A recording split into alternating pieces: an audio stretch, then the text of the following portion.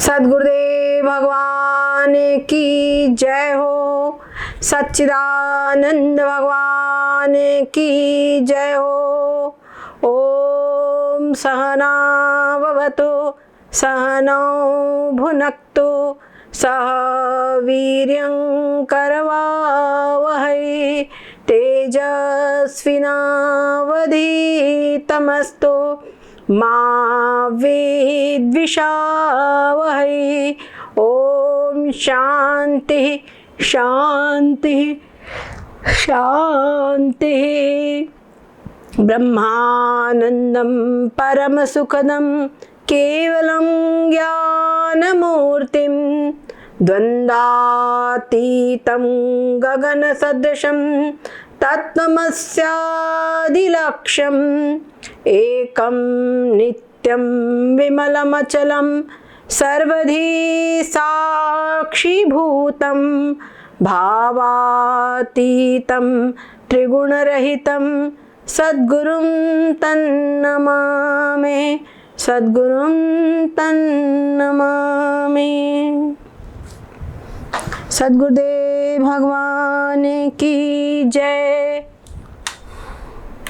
सच्चिदानंद भगवान की जय हो।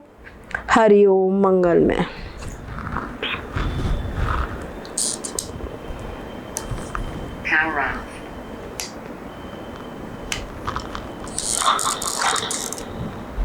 हेलो, हरि ओम। हमने चिदाभास की 7 अवस्थाएं पढ़ी। अब आगे शिष्य का जो प्रश्न है, आज विचार सागर में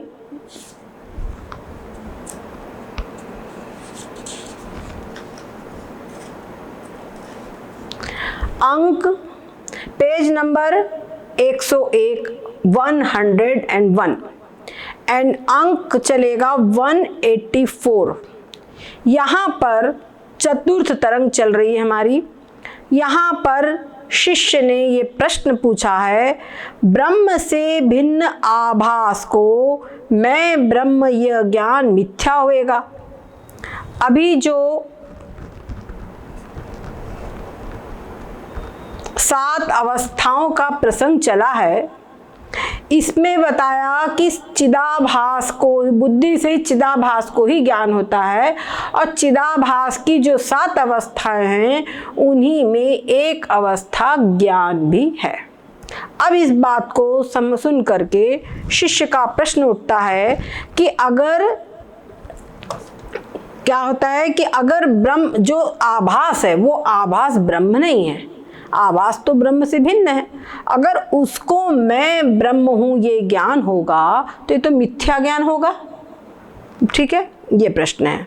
या गूढ़ अभिप्राय का प्रश्न करा था ताकू अब शिष्य प्रकट करे। जो इस गूढ़ अभिप्राय का जो उन्होंने 176 में जो प्रश्न किया था उसी को अब शिष्य फिर से प्रकट कर रहा है। भगवन है आभास को अहम ब्रह्म यह ज्ञान, तुम भाक्यो सो मैं लख्यो पुनि शंका इक आन। क्या कह रहे हैं कि भगवन आपने बताया कि आभास को अहम ब्रह्म यह ज्ञान होता है। तो ये बात मैंने सुना समझा, लेकिन फिर से मेरे मन में एक शंका खड़ी हो गई। क्या शंका है? कहते हैं आभास ब्रह्म ते न्यारा। जो आभास है वो ब्रह्म से न्यारा, न्यारा मतलब अलग है, वो ब्रह्म नहीं है, ब्रह्म से अलग है। जैसे बिंब से प्रतिबिंब अलग है वैसे ही अलग है। अस तुम पूर्व कियो निर्धारा, और ये आपने ही पहले बताया है। अहम ब्रह्म सो कैसे जाने। अब जो वो आभास ब्रह्म से भिन्न है वो फिर मैं ब्रह्म हूँ, अहम ब्रह्म, ऐसा वो कैसे जानता है? अहम ब्रह्मास्मि ऐसा ज्ञान उसको कैसे होता है? और कहते हैं अगर आपके अनुसार वो ऐसा ज्ञान आभास को होता है कि मैं ब्रह्म हूँ, तो ये ज्ञान तो मिथ्या हो जाएगा, ये तो मिथ्या ज्ञान होगा, क्योंकि आभास जो है वो ब्रह्म नहीं है। उस आभास को ये ज्ञान होवे कि मैं ब्रह्म हूं, तो ये ज्ञान तो मिथ्या होगा।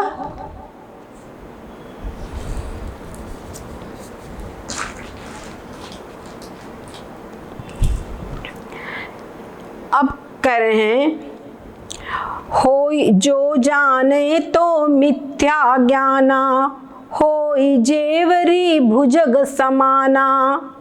तब होगा कि जो जेवरी है, जेवरी ने रस्सी है, वो सांप के समान हो गई, ये हो जाएगा। जैसे रस्सी को बोले कि रस्सी सांप हो जाए, वैसा हो जाएगा।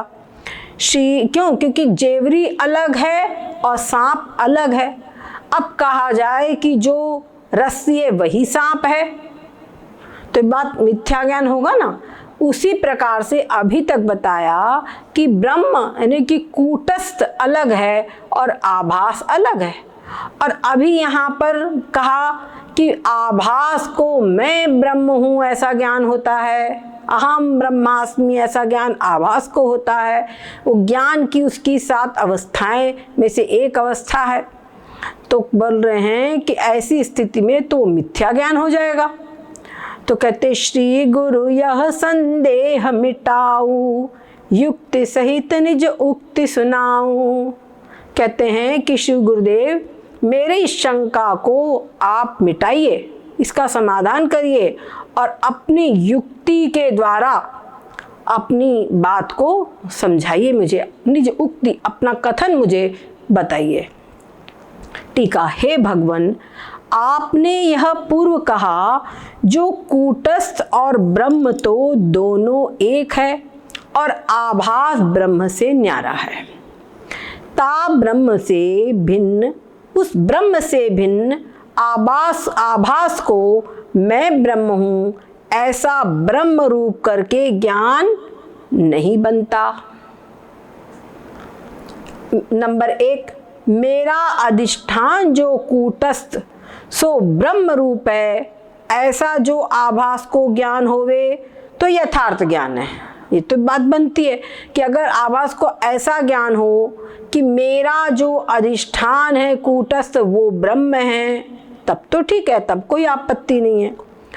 अहम ब्रह्म यह ज्ञान आभास को हो रहा है कि मैं ब्रह्म हूं, तो आभास तो कल्पित है, कूटस्थ से ब्रह्म से न्यारा है।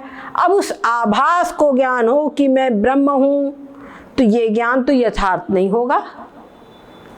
इसीलिए जिसको जाकू मैं कहे हैं, जिसको मैं कहते हैं मैं, सो आभास का स्वरूप मिथ्या है, याते भिन्न है। अहम नाम अपने स्वरूप का है। अहम किसको बोला जाता है? अपने स्वरूप को। और जो अहम अपने स्वरूप को कहा जाता है, तो जो आभास का जो स्वरूप है वो तो कल्पित है, तो आभास के लिए मैं कहना भी नहीं बनता। इसीलिए ब्रह्म से भिन्न आभास का जो स्वरूप, उसको ब्रह्म रूप करके ज्ञान होवे तो मिथ्या ज्ञान होगा, क्योंकि आभास स्वयं कल्पित है ना, वो कल्पित है। उस कल्पित आभास को ये ज्ञान हो कि मैं ब्रह्म हूं, तो ये तो पूर्ण रूपेण मिथ्या ज्ञान है। जैसे सर्प से भिन्न जो रस्सी जेवरी, उसको उसका सर्प रूप करके ज्ञान होगा तो मिथ्या होगा। मिथ्या नाम भ्रांति का है, मिथ्या यानी भ्रांति। सो ब्रह्म ज्ञान को भ्रांति रूप कहना बने नहीं। अब इतना परिश्रम करे जिज्ञासु, साधना करे और उसको बाद में ब्रह्म ज्ञान होवे और पता चले ये ब्रह्म ज्ञान भ्रांति रूप ही होता है, तो क्या हाथ लगा उसको इतने जीवन भर पुरुषार्थ करके। अगर ब्रह्म ज्ञान भी भ्रांति रूप होवे तो उसको क्या हाथ लगा। अब यहाँ पर अंक 185 185 इसमें इस प्रश्न का उत्तर दे रहे हैं। प्रश्न समझा कि नहीं आप लोगों को? शंका समझ में आ गई? जब शंका समझ में आती है, और वो शंका ऐसी समझ में आना चाहिए कि वो अपनी हमारी शंका बन जानी चाहिए। जब वो हमारी शंका बन जाएगी तो समाधान हमारा होगा, और नहीं तो एक ने प्रश्न पूछा उसको समाधान हो गया, हमारा उससे कोई सरोकार नहीं है। समझ गए? तो ये बात समझो।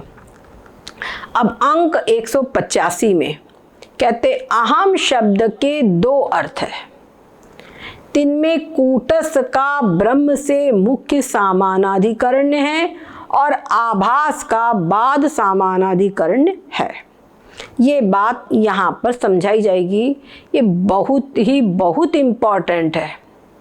ये जो आज हम बताने जा रहे हैं ये थोड़ा सा कठिन है परंतु बहुत महत्वपूर्ण है, इसको उसको बहुत ध्यान से समझिए। अहम शब्द के अर्थ को सुन अब शिष्य विवेक, तब ही के जासून से संक कलंक अनेक। अब गुरुजी बोल रहे हैं अहम शब्द के अर्थ को हे शिष्य तुम विवेक के सहित सुनो, और उसको सुनने से, उस अर्थ को सुनने से तुम्हारे हृदय में जो शंका रूपी कलंक है, संक कलंक अनेक, संक यानी शंकाएं, जो अनेक प्रकार की शंकाएं हैं, वो शंकाएं वास्तव में कैसी कलंक रूप है। वो जब रहेगी शंकाएं तो वो विमल ज्ञान नहीं होने देगी, अपने स्वरूप का ज्ञान में बाधा बनेगी। समझ गए? बार बार तर्क खड़ा होगा, ऐसा कैसे हो सकता है, वैसा कैसे हो सकता है। तो इस शंका रूपी कलंक को क्या होगा, वो सब तुम्हारे नष्ट हो जाएंगे। ठीक है? तब ही के जासून से संक कलंक अनेक, शंका रूपी अनेक प्रकार के जो कलंक है, अनेक प्रकार की जो शंकाएं यानी कि वो सब शंकाएं तुम्हारी नष्ट हो जाएगी। ठीक है? वह अब इसका आगे समझा रहे हैं, वह यद्यपि आभास में अहम ब्रह्म यह ज्ञान, तथापि सो कूटस्थ को लहे आप अभिमान। कहते हैं है यद्यपि आभास में अहम ब्रह्म है ज्ञान, यद्यपि अहम ब्रह्म ये ज्ञान आभास में ही होता है, तथापि परंतु सो कूटस्थ को लहे आप अभिमान, उस समय पर वह कूटस्थ का अपने आप में अभिमान करता है। समझ गए? जैसे कोई राजा हो और उसका सेनापति हो, बहुत सारे उसके पास में अधिकार होए, बहुत सारे अधिकार हो, तो वो समझेगा कि मैं राजा ही हूँ, अब राजा की तरफ से वो अपना ऑर्डर चलाएगा। समझ गए? परंतु यहाँ पर तो राजा की और सेनापति वाली बात भी नहीं है, यहाँ तो जो कूटस्थ है उस कूटस्थ का प्रतिबिंब ही चिदाभास है, आभास है। वो आभास को ही ये ज्ञान होता है, लेकिन वो आभास जो है जिस समय पर अहम ब्रह्मास्मि बोलता है तो वो अपने शरीर को, अपने आप का अभिमान नहीं लेता, जो खुद का स्वरूप है चिदाभास, जो आभास रूप है उसका अभिमान नहीं ग्रहण करता कि ये मैं हूं, ऐसा अभिमान रखकर नहीं बोलता, बल्कि वो कूटस्थ को अपना, कूटस्थ का अभिमान लेता है कि कूटस्थ मैं हूं। समझ गए? कूटस्थ मैं हूं, जैसे क्योंकि आभास क्या है, प्रतिबिंब है, तो प्रतिबिंब की जो सत्ता है वो किसके कारण है, बिंब के कारण। तो ये जो कूटस्थ है इसी से मैं हूं। समझ गए? कोई बहुत स्वामी भक्त नौकर हो तो बोलेगा अरे मालिक आपसे ही मैं हूं सब कुछ। समझ गए? आप ही से मैं सब कुछ हूं। तो ऐसे ही समझ लीजिए कि जो चिदाभास है वो पूर्ण रूपेण जो कूटस्थ है, वो कूटस्थ में ही आत्मबुद्धि, ये अपने स्वरूप का उसको कोई मतलब नहीं है। वो जो समझता है कि कूटस्थ से ही मेरी सत्ता है, और है भी, क्योंकि कूटस्थ जो है वो बिंब है। जैसे हम दर्पण के सामने खड़े हो जाए तो जो हमारा दर्पण में प्रतिबिंब दिखाई देता है, उस प्रतिबिंब की सत्ता इस बिंब से ही तो है। अगर ये बिंब ना हो तो क्या प्रतिबिंब बनेगा? बोलो। तो जो कूटस्थ का भी जो अधिष्ठान है वो ब्रह्म ही है। समझ गए? ये अगर वो बोले कि चिदाभास अपने आप में कहे कि मैं अलग हूं, मैं अलग हूं, तो उसका कोई अस्तित्व ही नहीं रह जाएगा। समझ गए? तो ये बात समझने की है।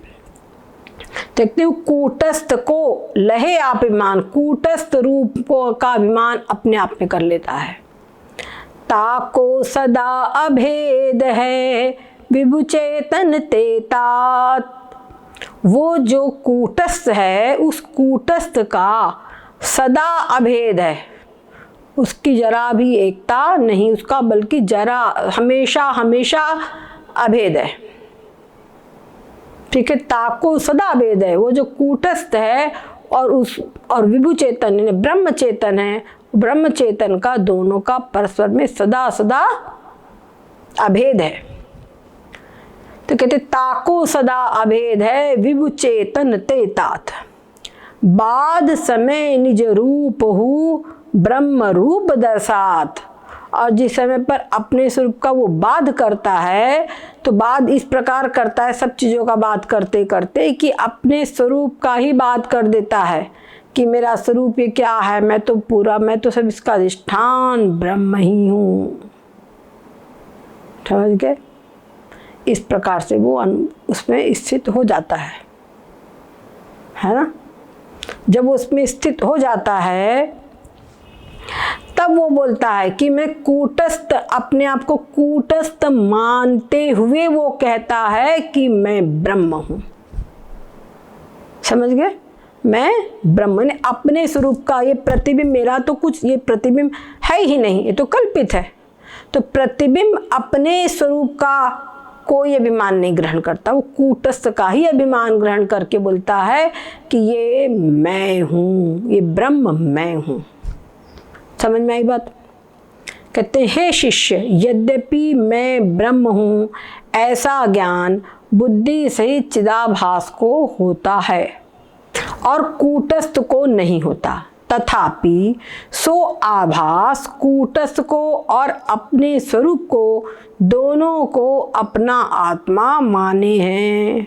तथापि सो आभास जो है, उसमें जो आभास है वो कूटस्थ को और अपने स्वरूप को दोनों को अपना आत्मा जानता है कि दोनों मेरा आत्मा।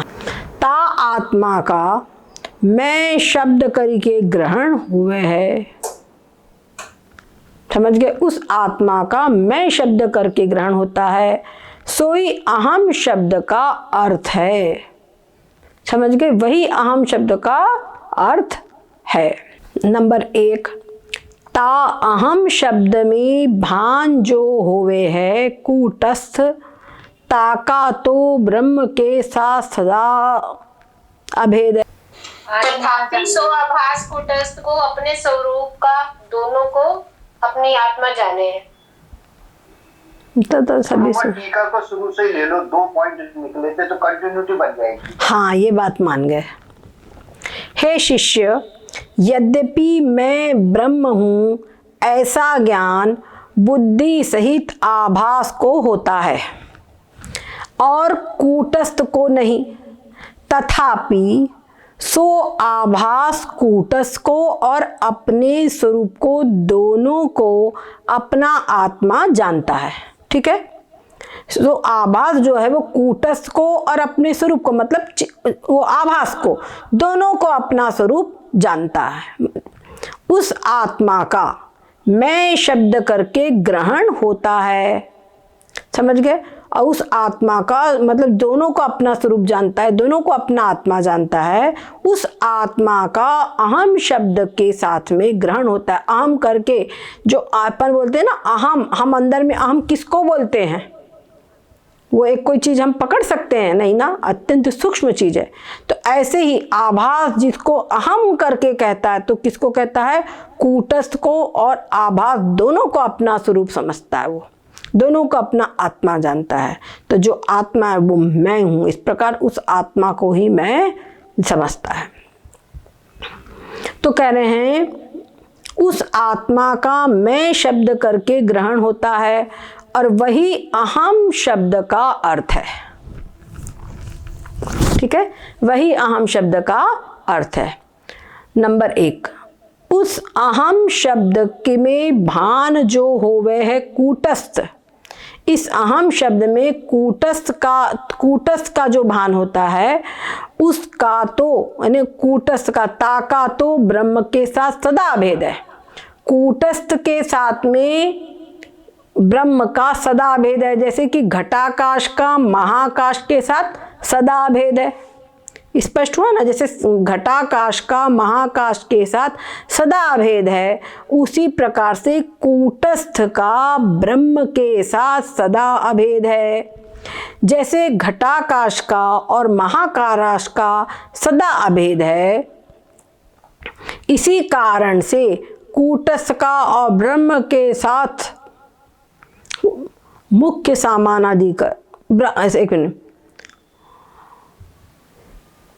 हाँ नहीं, इसी कारण से कूटस्थ का मतलब जो उसका सदा अभेद है, जैसे घटाकाश का महाकाश का सदा अभेद है, वैसे कूटस्थ का ब्रह्म के साथ सदा अभेद है। इसीलिए कूटस्थ का ब्रह्म के साथ मुख्य समानाधिकरण वेदांत शास्त्र में कहा है। क्या कहा है? मुख्य समानाधिकरण है कूटस्थ का और ब्रह्म का। और जा वस्तु के संग सदा अभेद होवे, ता वस्तु का ता के संग मुख्य समानाधिकरण होता है। ये यहाँ पे परिभाषा दी गई है, समझ गए? जिस वस्तु का जिस वस्तु के साथ में सदा अभेद होता है, वहाँ तो उस वस्तु का उस वस्तु के साथ में मुख्य समानाधिकरण है। जैसे घटाकाश का महाकाश के साथ में सदा अभेद है, या ते घटाकाश महाकाश है, इसलिए जो घटाकाश है वो महाकाश है। इस रीति से घटाकाश का महाकाश के साथ मुख्य समानाधिकरण है। ठीक है, इसलिए घटाकाश का महाकाश के साथ मुख्य समानाधिकरण, क्योंकि घटाकाश जो है वो महाकाश दोनों का हमेशा अभेद है। ठीक है, इस रीति से कूटस्थ का ब्रह्म के साथ मुख्य समानाधिकरण है। क्यों? कूटस्थ का ब्रह्म से सदा अभेद है। क्लियर है? कूटस्थ का ब्रह्म के साथ में सदा अभेद है, इसीलिए मैं शब्द में भान जो होवे है कूटस्थ। जब मैं शब्द में कूटस्थ का भान होता है उसका तो ब्रह्म के साथ उसका सदा अभेद हो जाता है, सदा अभेद है। और मैं शब्द में भान जो होवे है आभास, समझ गए? अब मैं शब्द में उन्होंने बताया ना दोनों को अपना आत्मा मानता है। अब मैं शब्द में जो आभास का भान होता है कि आभास मैं हूँ, उस समय पर आभास का ब्रह्म से अपने स्वरूप का बाध करके, अपने स्वरूप को बाध के अभेद होवे है, तब वो अपने स्वरूप का बाध कर देता है। समझ गए? अपने स्वरूप का बाध कर देता है और कूटस्थ को ही अपना स्वरूप मान करके, समझ गए? तब वो कहता है कि मैं ब्रह्म हूँ। जैसे मुख का जो प्रतिबिंब ताका बिंब स्वरूप मुख के संग प्रतिबिंब स्वरूप को बाध के अभेद होवे है। जैसे मुख है हमारा और दर्पण में हम देख रहे हैं, वहाँ पे प्रतिबिंब दिखाई पड़ रहा है, तो जो बिंब है वो कहेगा कि ये मैं हूँ, मतलब बिंब मैं हूँ, प्रतिबिंब कहेगा कि ये मैं हूँ। तो प्रतिबिंब जो है, प्रतिबिंब ने कि आभास, वो क्या करता है? अपने स्वरूप का बाध करके ही इस मैं कूटस्थ, मैं ये जो बिंब है वो मैं हूँ, जो व्यक्ति दिखाई पड़ रहा है ये मैं हूँ, ऐसा कह सकता है। तो कहते जैसे मुख का जो प्रतिबिंब ताका बिंब स्वरूप मुख के संग प्रतिबिंब स्वरूप को बाध के अभेद होता है, और जब अपने स्वरूप का बाध कर दिया तो कल मैं कूटस्थ हूँ, तो जो कूटस्थ है वो ब्रह्म है, ऐसा ज्ञान हो जाता है। ओम इसी कारण से वेदांत शास्त्र में आभास का ब्रह्म के संग बाद समानाधिकरण कहा है। समझ गए? तो ये आभास के साथ में जो वेदांत मत में जो ब्रह्म की एकता बनती है आभास मत के साथ में, वो एकता में भी क्या कर रहा है, वहाँ पे बाद समानाधिकरण ग्रहण किया जाता है। जिस वस्तु का बाद समानाधिकरण की परिभाषा क्या है? जिस वस्तु का बाद होके जिसके संग अभेद होवे, ता वस्तु का ताके संग बाद समानाधिकरण होवे है। ठीक है? जैसे मुख के प्रतिबिंब का बाद होके उस मुख के साथ अभेद होवे है, या ते प्रतिबिंब मुख है न्यारा नहीं, प्रतिबिंब मुख है उससे न्यारा नहीं, ऐसा प्रतिबिंब का मुख के साथ बाद समानाधिकरण है। नंबर 2, किंवा। किंवा मतलब अथवा, जैसे स्थाणु में पुरुष ब्रह्म होय के स्थाणु ज्ञान से अनंतर पुरुष स्थाणु हैं, इस रीति से पुरुष का स्थाणु से बाद समानाधिकरण है। हम अपने घर में बढ़िया बैठे हुए हैं, अचानक आंधी आई और लाइट चली गई,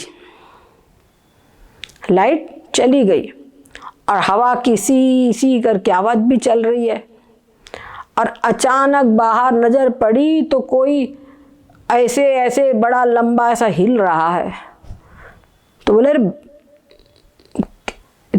ये तो भूत है। क्या बोला? कोई आया है, देखो तो कोई है क्या वहाँ पे? कोई तो घुस गया लगता है घर में, ऐसा हो गया। समझ गए? ऐसा हो गया। या कहीं अरे कोई भूत प्रेत है, ऐसा लगा जो कुछ हुआ। तो बोले कहाँ है जरा देखो। तो टॉर्च जलाई और देखा तो वहाँ पर पेड़ का एक ठूंठ है, वो ठूंठ जैसे हवा में हिलता है तो ऐसा लगता है कि कोई हिल रहा है, और वो ठूंठ भी कुछ इस प्रकार का है कि ऐसा लगता है कोई मनुष्य वहाँ खड़ा हुआ है। समझ गए? तो वहाँ पर जो है वो जो खड़ा हुआ ऐसा लग रहा है, वो केवल मात्र भ्रम है। ठीक है?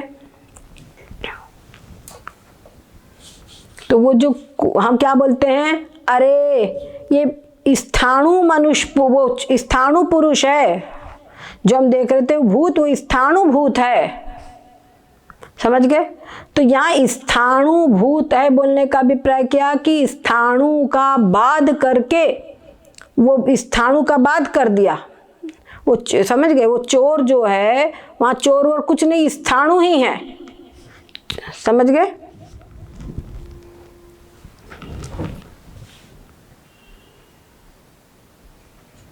तो वो जो चोर हमने कहा कि वो चोर है, या कोई बोल रहा है मनुष्य है या भूत है, तो जो कुछ है वो स्थाणु है।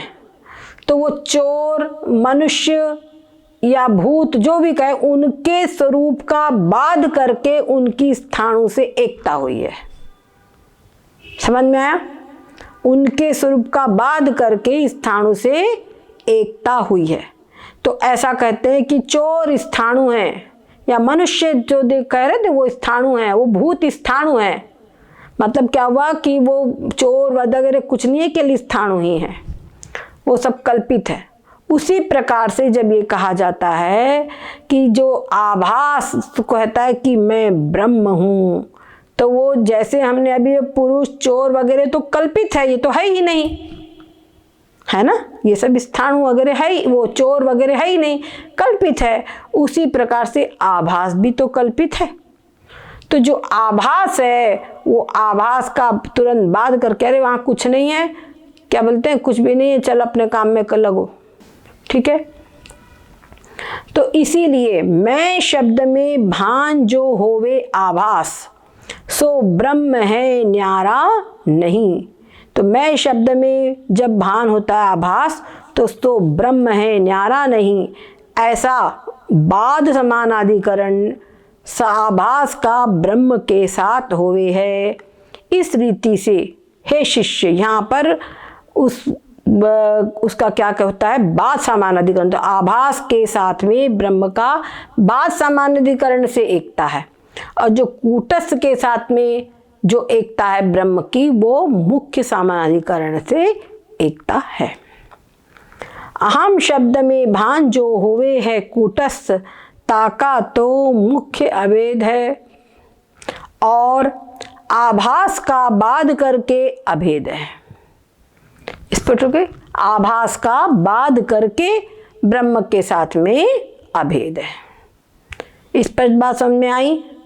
इसको आप लोग और जाकर के पढ़ना, विषय कठिन है, नहीं समझ में आएगा तो कल फिर से इसी को बताएंगे, लेकिन आपको समझना। हमारे एक YouTube पर इसकी एक मुख्य सामान्य अधिकरण और बात सामान्य अधिकरण की एक जो वीडियो है वो भी बनी हुई है। किसी ने अगर देखा हो तो उसको ढूंढ करके निकालो या शेयर कर दो, सबको लाभ हो जाएगा। सद्गुरुदेव भगवान की जय हो, सच्चिदानंद भगवान की जय हो।